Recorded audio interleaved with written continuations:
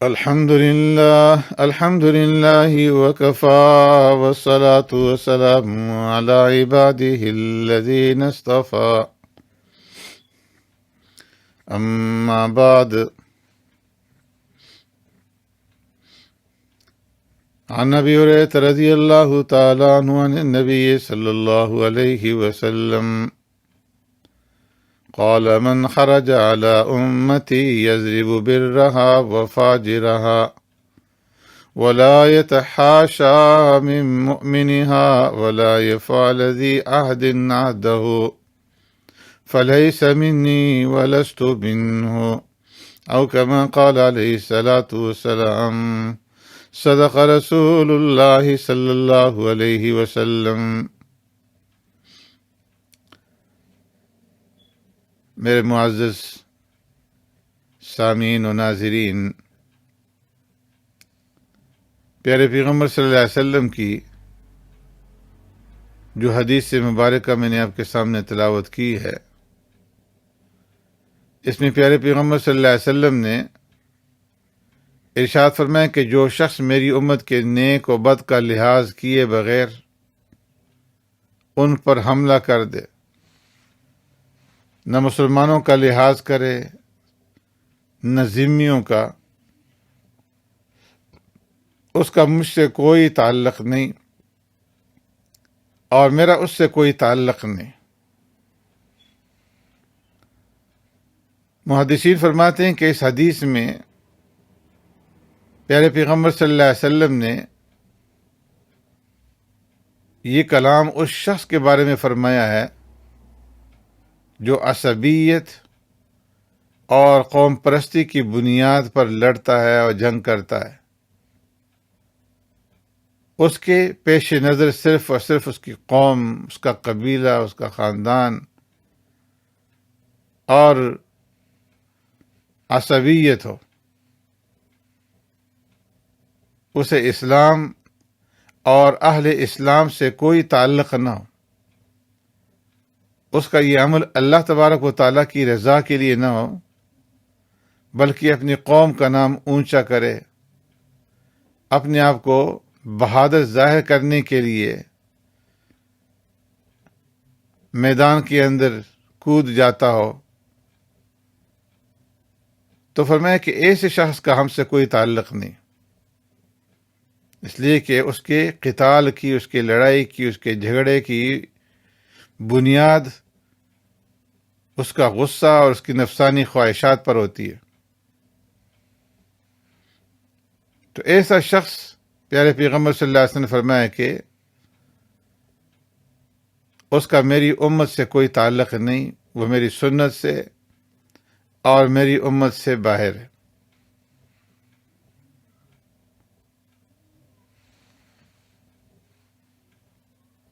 اس حدیث کے اندر ایک تو اس بات کی طرف بھی اشارہ موجود ہے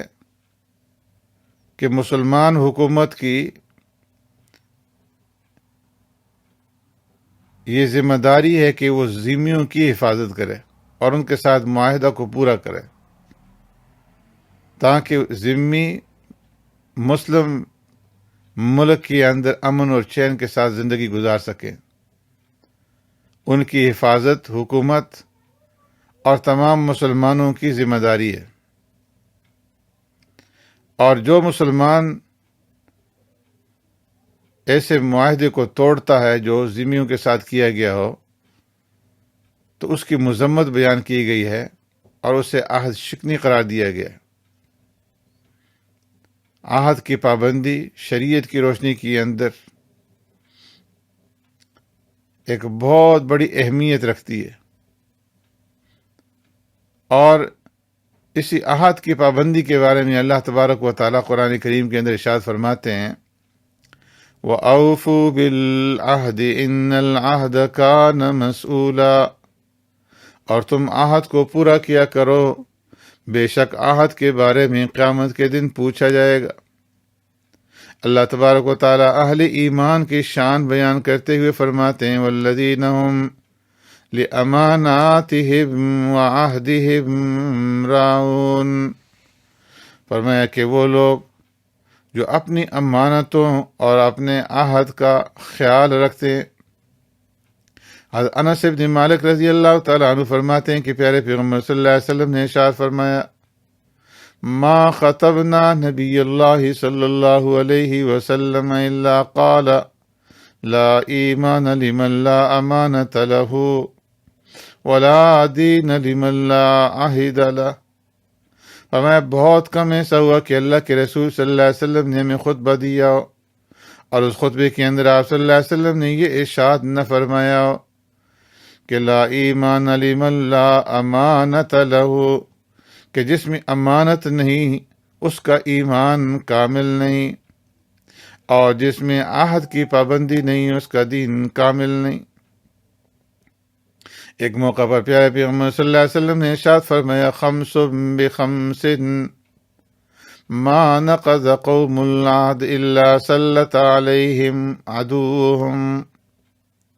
وما حكموا بغير ما انزل الله الا فشا فيهم الفقر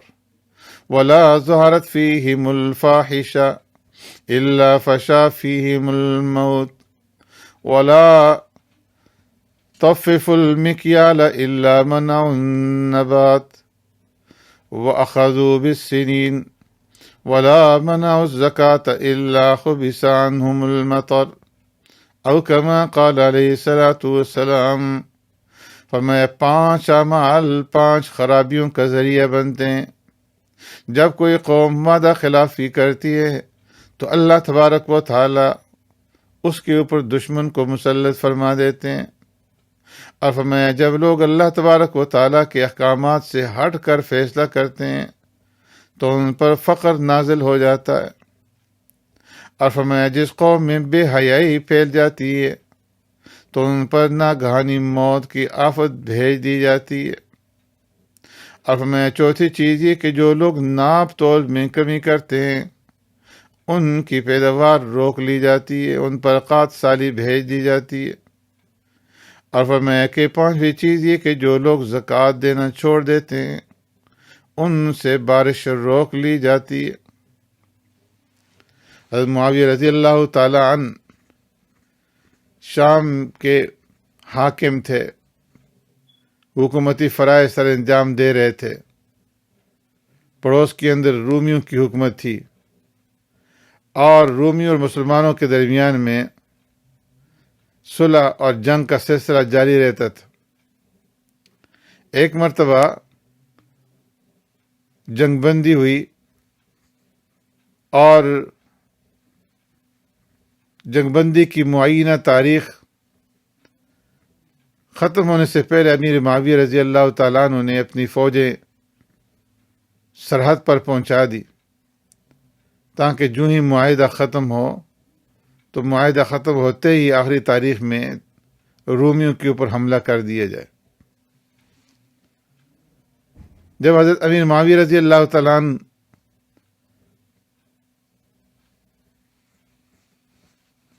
سرحد کے اوپر پہنچے اپنے لشکر کو لے کر کے، تو آپ نے اچانک دیکھا کہ ایک تیز رفتار گھوڑ سوار آ رہا ہے اور بلند آواز سے یہ کہہ رہا ہے، اللہ اکبر اللہ اکبر، قفو عباد اللہ، قفو عباد اللہ، اے اللہ کے بندو ٹھہر جاؤ، اے اللہ کے بندو ٹھہر جاؤ۔ جب وہ سوار قریب آیا تو پتہ چلا کہ حضرت عمر ابن عنبسہ رضی اللہ تعالیٰ عنہ ہیں، اور وہ یہ آواز لگا رہے ہیں، اللہ اکبر اللہ اکبر، قفو عباد اللہ۔ اور پھر جب قریب آئے تو فرمایا، وفاء لا غدر، وفاء لا غدر، کہ وعدہ پورا کرو عہد شکنی نہ کرو، وعدہ پورا کرو عہد شکنی نہ کرو۔ حضرت امیر معاویہ رضی اللہ تعالیٰ نے فرمایا کہ میں تو کوئی وعدہ خلافی نہیں کی، کوئی عہد شکنی نہیں کی، سرحد پر آیا ہوں اور سرحد میں داخل نہیں ہوا۔ حضرت عمر بن عنبسہ رضی اللہ عنہ نے فرمایا کہ میں نے اللہ کے رسول صلی اللہ علیہ وسلم کو فرماتے ہوئے سنا ہے، اگر تمہارا کسی قوم کے ساتھ معاہدہ ہو تو اس وقت تک اس کے خلاف کرنے کی اجازت نہیں جب تک کہ مدت گزر نہ جائے، یا پھر واضح طور پر اس قوم کو معاہدہ ختم کرنے کی اطلاع نہ دے دی جائے۔ ابھی مدت ختم نہیں ہوئی اور آپ پہلے ہی اپنی فوجوں کو لے کر کے آ گئے۔ آپ کا معاہدہ ختم ہونے سے پہلے سرحد پر لشکر جمع کر لینا یہ بھی وعدہ خلافی میں شمار ہوگا۔ چنانچہ حضرت امیر معاویہ رضی اللہ تعالیٰ عنہ نے اسی وقت اپنے لشکر کو واپسی کا حکم دے دیا۔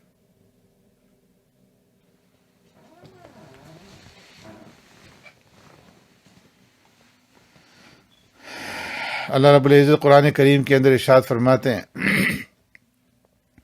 لَن يَنَالَ اللَّهَ لُحُومُهَا وَلَا دِمَاؤُهَا وَلَكِن يَنَالُهُ التَّقْوَىٰ مِنكُمْ، ہمیں اللہ تبارک و تعالیٰ کے پاس نہ تو ان قربانیوں کا گوشت پہنچتا ہے اور نہ ان کا خون،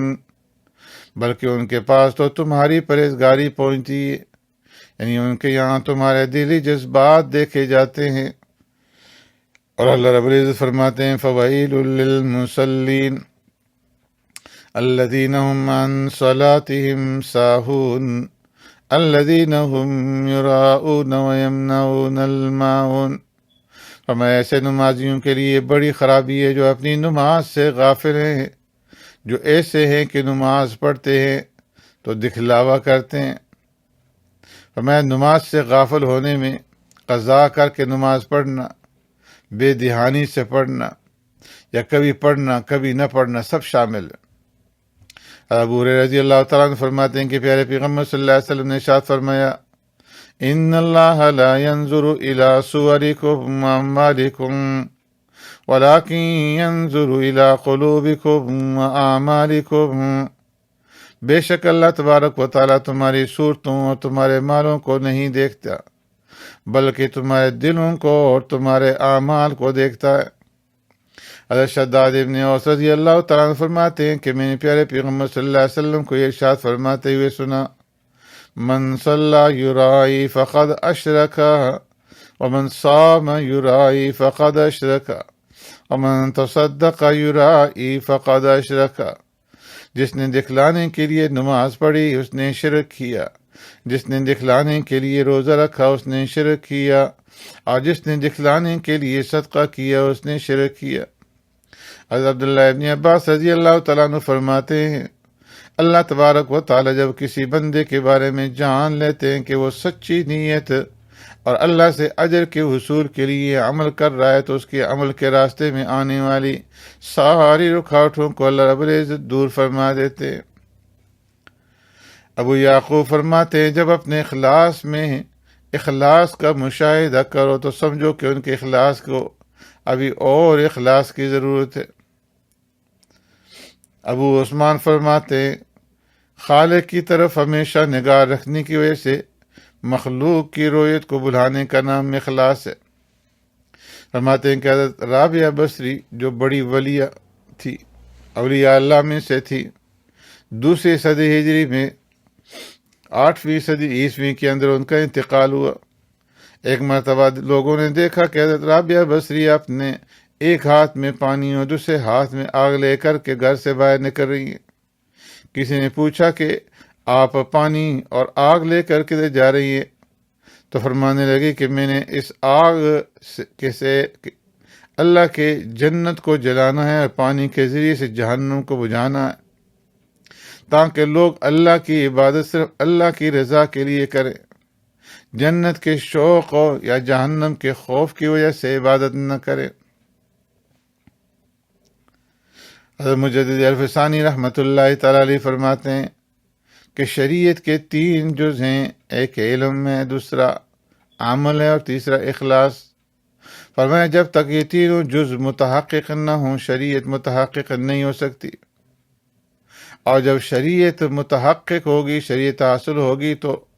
اللہ تبارک و تعالیٰ کی گویا رضامندی حاصل ہوگی جو دنیا اور آخرت کی تمام سعادتوں سے بڑھ کر کے۔ حضرت مولانا محمد یوسف کاندیلوی رحمۃ اللہ تعالی فرماتے ہیں کہ اللہ کی رضا کے علاوہ کسی بھی نیت سے عمل کرنا فرمایا نفسانیت ہے۔ مال مل جائے، مال بڑھ جائے، لوگ تعریفیں کریں، بڑا بن جاؤں، شہرت مل جائے، عہدہ مل جائے، مرجع الخلائق بن جاؤں،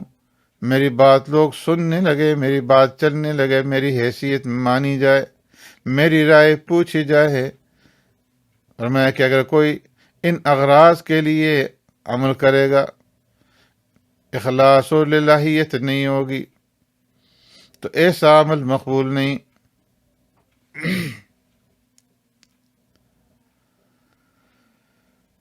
اس لیے فرمایا کہ جو بھی عمل کرنا ہو صرف اللہ کی رضا کے لیے کرو،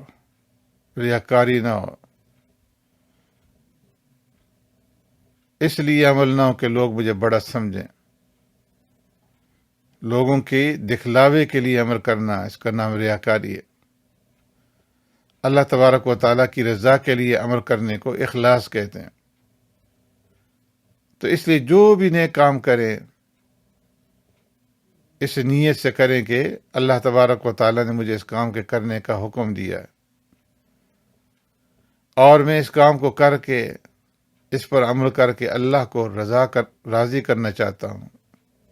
اللہ کی رضامندی میری مقصود ہے، نہ مجھے دنیا کی نفع چاہیے، نہ دنیا کی شہرت چاہیے، نہ مجھے نام و نمود چاہیے۔ میرے یہ عمل کا مقصد صرف یہ ہے کہ میرا رب مجھ سے راضی ہو جائے۔ اللہ رب العزت ہر ایک کام اخلاص کے ساتھ کرنے کی اور اللہ کی رضامندی اور خوشنودی حاصل کرنے کے لیے ہر ایک عمل کرنے کی ہمیں توفیق عطا فرمائے۔ سبحانک اللہم و بحمدک، نشہد ان لا الہ الا انت، نستغفرک و نتوب الیک۔